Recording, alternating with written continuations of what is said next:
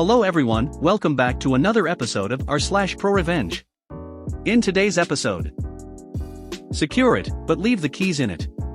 Roger that, LT. You don't want me to change prices, fine. You need to call me whenever you finish these. Before we get started, make sure to subscribe so you will never miss a video. So let's get started. Secure it, but leave the keys in it. Roger that, LT. Warning, like most of my posts, this will be a long one, sorry in advance. This happened back in my army days, on deployment to Afghanistan. I was an E4 despite being in for around 7 years at this point, because I decided to self-medicate for a while before seeking help for PTSD, and was a bit of a fixture in my unit after spending my entire army career in this unit. Despite my fuck-ups, I was well liked by most of my unit, and especially by my CO, company commander, and one SG, first sergeant, the enlisted counterpart to the CO. I was what the army calls a deployment soldier, someone who you love to have in your unit while deployed, but gets a bit, let's say, distracted and has a tendency to get in a bit of trouble when back in garrison, or the US, for too long. I was known for being sarcastic, a jokester, and hardworking when it mattered, but tended to be the typical long-term E4 when it came to bullshit duties in garrison, for instance taking a 3-month staycation when our base defense duty, but that's a story for another time. Also important to the story, I was also known for rarely being seen without my best friend, Jay, who I went to basic with and was lucky enough to be in the same unit my entire career, and if we were left without supervision for too long, well, leadership knew not to let that happen. Consequences could range from the time the entirety of the barracks living members of the company missed PT the day after St. Patrick's Day due to the 3-story beer bong monstrosity we created to, well, this story. To the story. I had recently been switched to operations. Basically they put me behind a desk, to be the armorer, guy that makes the pew-pews go pew again when they stop pew-ing from the front line despite having no training and definitely not the best person for the job. This led to me being the lone person on the night shift, as troops tend to take very good care of their weapons when downrange, and if something does break it usually has to go to battalion armorers, the guys that were actually trained to fix them, so honestly there wasn't much for me to do. I won't get into all my duties, but it wasn't much, it wasn't hard, and I was bored. Cute side note, the best nights were when the mine dog assigned to us couldn't sleep and came to the TOC, Tactical Operations Center, and I got to play with her most of the night. Back to the story. Before I was switched, Jay was in the lead vehicle which hit an IED. He was medevaced out on a chopper, but luckily himself and 2 others were concussed and beaten up, but otherwise okay, RIP to the driver, sadly. He was only 19 and was placed on life support, but it was removed at the request of his parents less than 24 hours later. Anyway, Jay came back to the unit, but leadership was wary of sending him back on mission too soon, and he was placed on night shift with me. To this day even the CO and his PL, platoon leader, usually a second lieutenant aka Butterbar, can't explain why they thought putting he and I together on night shift, unsupervised, for 12 hours a night was a good idea. With both of us being well liked and in our specific company for longer than anyone else there, we got pretty brave, and there were quite a few antics and pranks pulled on the company leadership, most of which were tolerated and laughed about, and I can go into detail later if anyone is interested.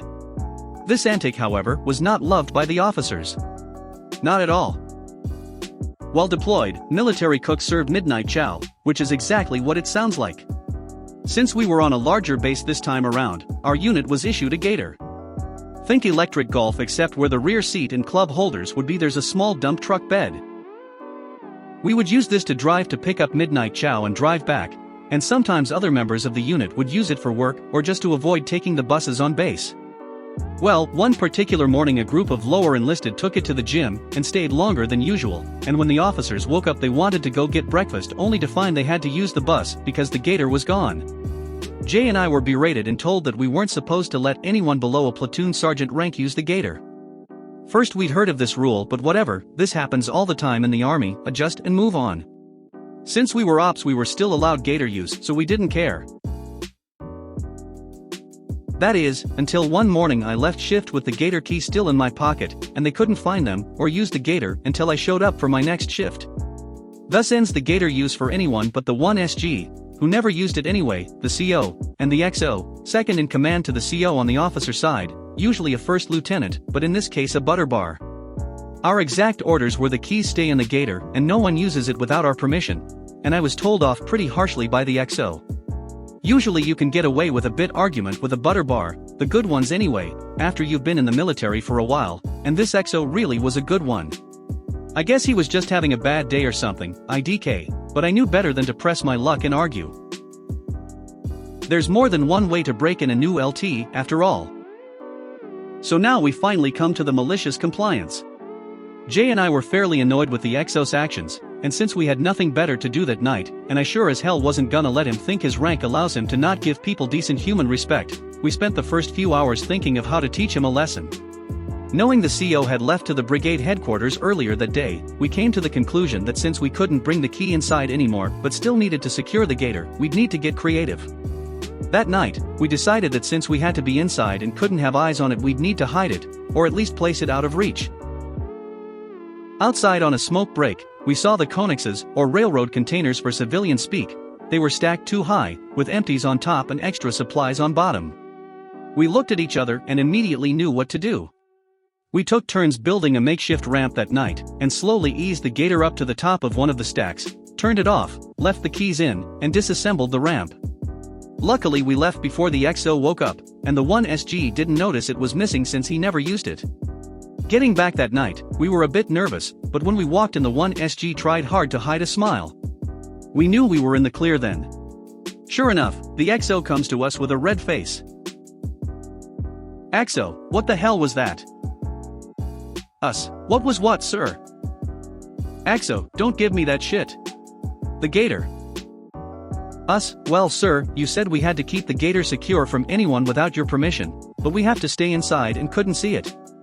Since we had to leave the keys in it as well and didn't have any guidance, we thought the best thing would be to put it where no one can reach it. This is the point the 1SG breaks down laughing and the XO knows nothing will happen to us, so he says, okay, that was good, you had your fun, but don't put it up there again. Us, Roger, sir. We later found out they used a crane from the contractors to get it down. Probably for the best, no one got hurt that way. Still under the same orders with one caveat and inspired by the crane usage, that night I took a trip to the contractors and, after explaining the situation to them, they happily agreed to use the crane to move a barrier from our mortar bunker out of the way long enough for us to fit the gator in, then replaced it.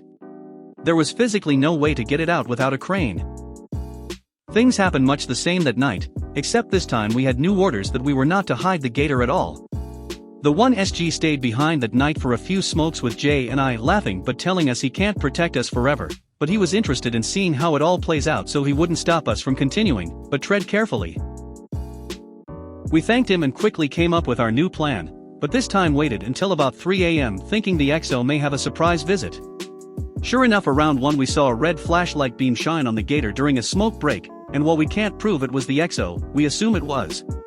Around 3 we began unscrewing the entire front wall of the TOC, drove the gator inside and replaced the wall. That morning, the XO unexpectedly arrives with the 1SG before we were off shift. The 1SG walks in and laughs so hard he can't breathe.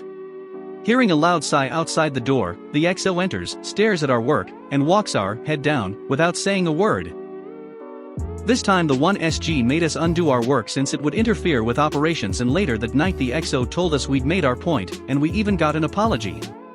After that anyone could use the gator as long as it was back by breakfast, and the CO had one hell of a laugh when he returned.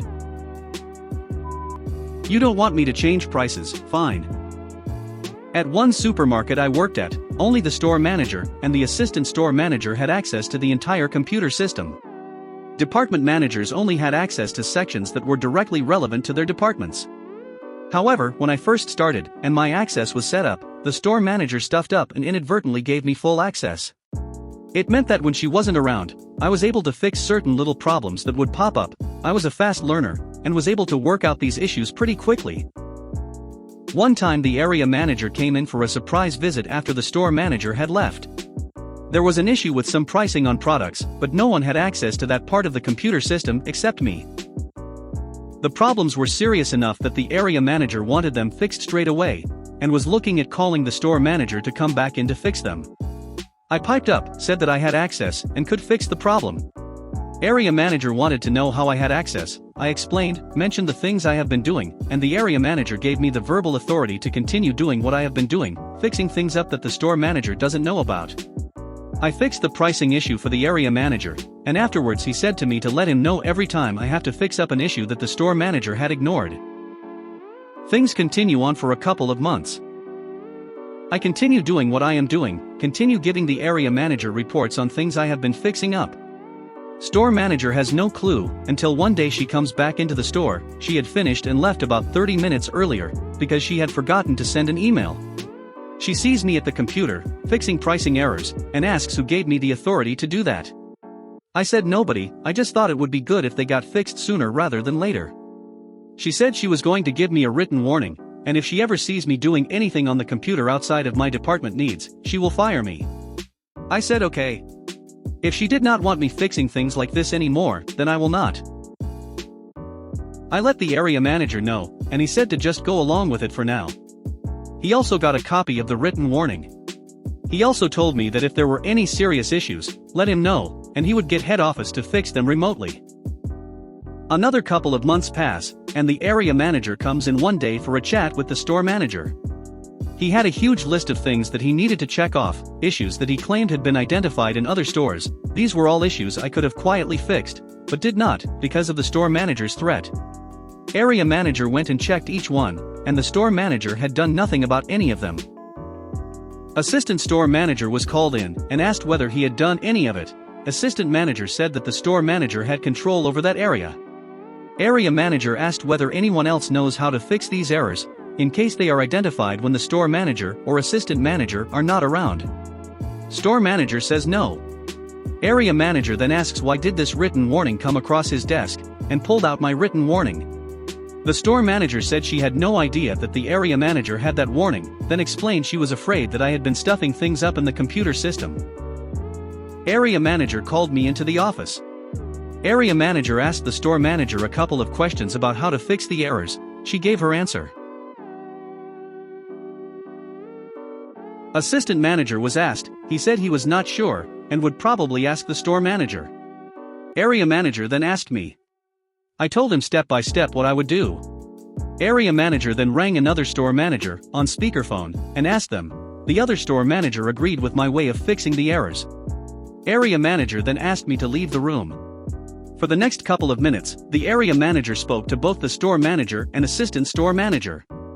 Assistant store manager comes out, finds me, and says things are going to change around here, but he said it in a nice way. After another 10 minutes, the store manager comes out, does not even look at me. Area manager comes out, lets me know I can go back to fixing errors when I see them, and leaves. 2 weeks later, I go on holidays for 3 weeks.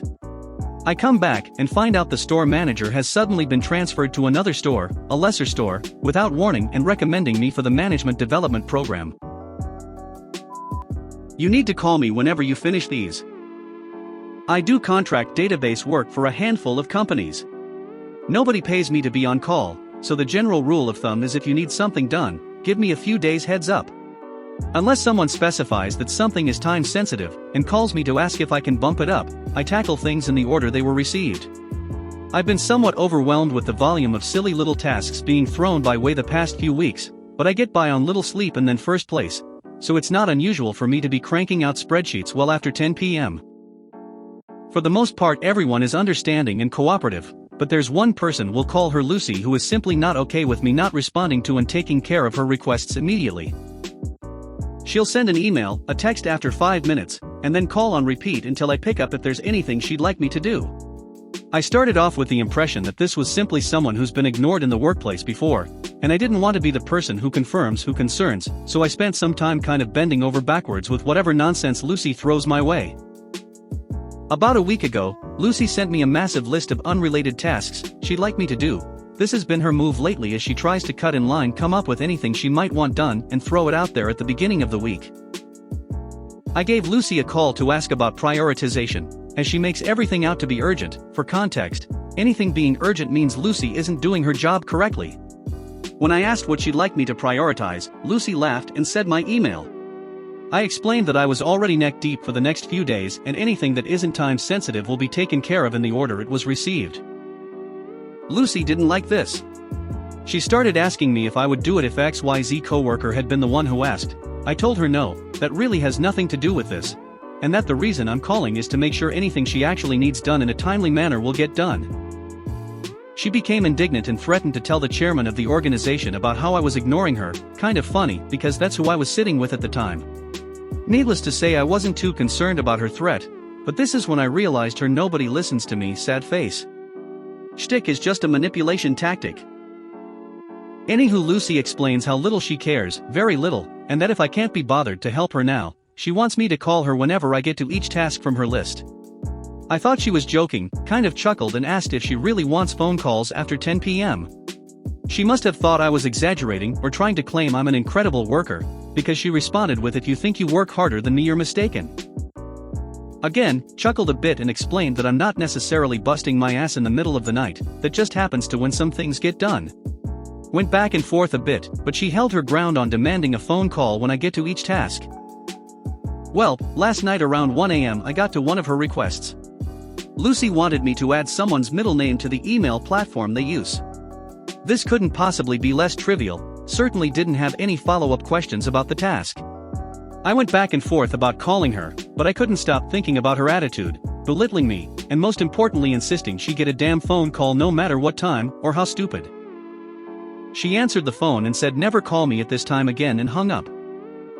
Deal. If you made it to the end of the video, thanks for watching. Don't forget to like, subscribe and share, and we will see you in the next video.